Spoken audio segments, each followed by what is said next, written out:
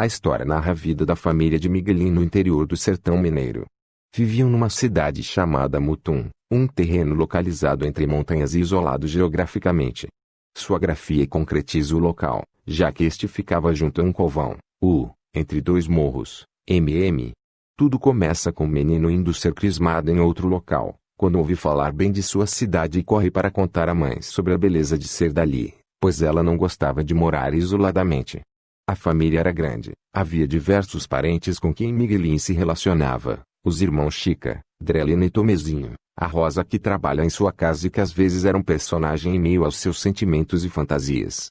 Havia também duas avós, Isidra que era muito católica e de uma moral rígida e mantina, descendente de escravos e conhecida pela falta de juízo e fama de feiticeira. Os mais importantes para Miguelin era seu irmão Dito, sua âncora a quem constantemente consultava, e o tio Terês, considerado grande amigo de Miguelin. Pelo olhar de Miguelin, pode-se dizer que Terês mantinha uma relação no mínimo perigosa com Nina.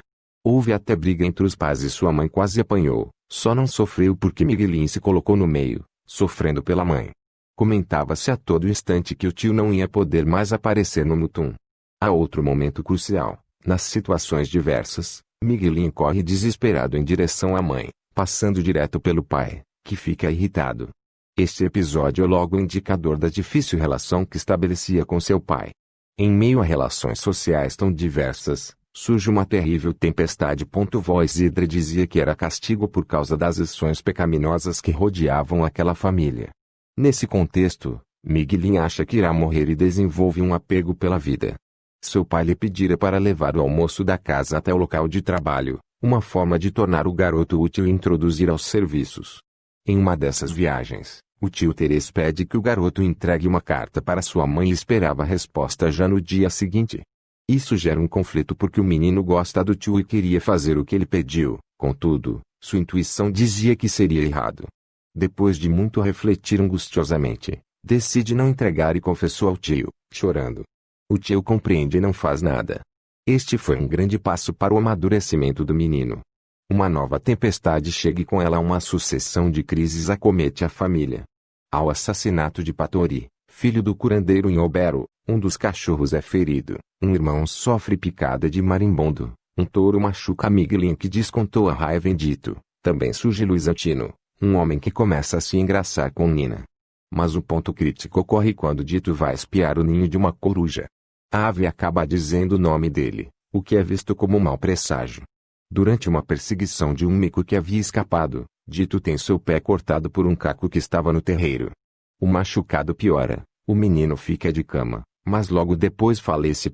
Foi algo muito doloroso para Miguelin, mas importante para o seu amadurecimento. Com a morte, Miguelin passa um longo período curtindo a dor, o sofrimento. Depois, assume as características do irmão, se tornando mais forte e sua própria âncora. Tanto foi que começou a aguentar o duro trabalho no roçado, debaixo de um sol desumano, ao qual foi submetido pelo pai.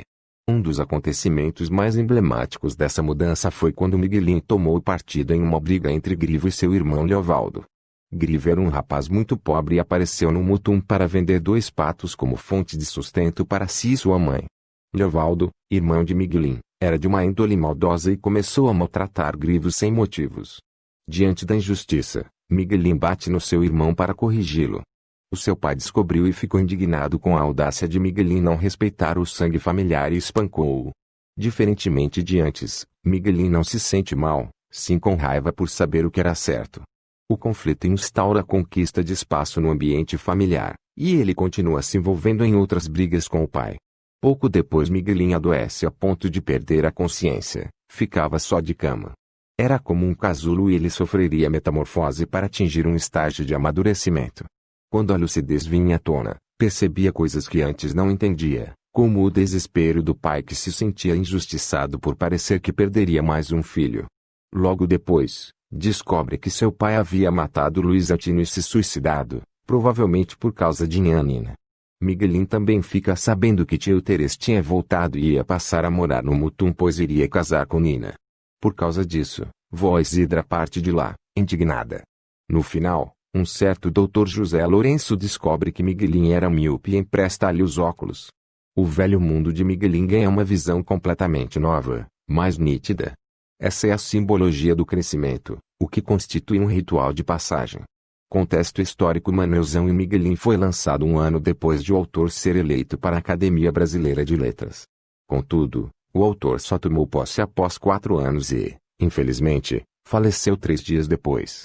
Nesse contexto acabara de passar pelos diferentes governos anteriores ao golpe militar e se instaura um remanescente cenário de tensão social e política. Ainda assim, o interior ainda era marcado pelos mesmos pensamentos sociais de sempre.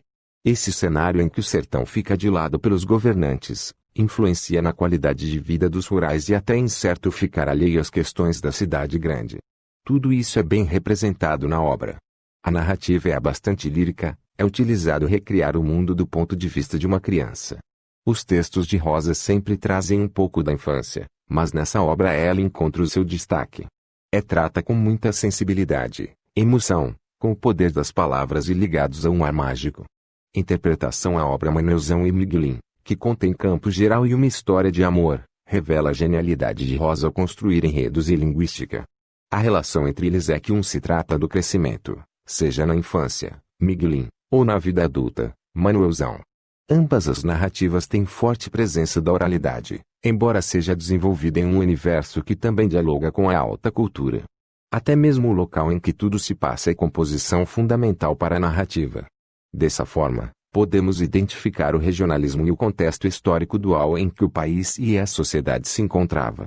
Além disso, há outras marcas sociais presentes na obra. A mãe de Miguelin parece ter um caráter volúvel, sempre envolvida com gracejos de outros homens mesmo sendo casada. A partir disso, pode-se desconfiar de um certo determinismo, na medida em que sua personalidade seria um reflexo de sua mãe, uma prostituta. Há também a interpretação da menção ao complexo de Édipo, visto que Miguelin tem uma forte identificação afetiva com a mãe e problemas graves de relacionamento com o pai.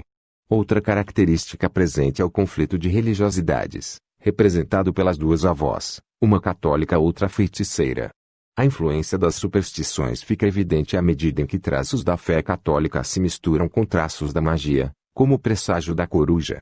Também percebe-se como o interior era marcado pelo cristianismo, rezar para que a tempestade passe, e mesmo assim não se vivia a fé com fidelidade, embora rezassem, possuíam comportamentos imorais e não faziam questão de combatê-los.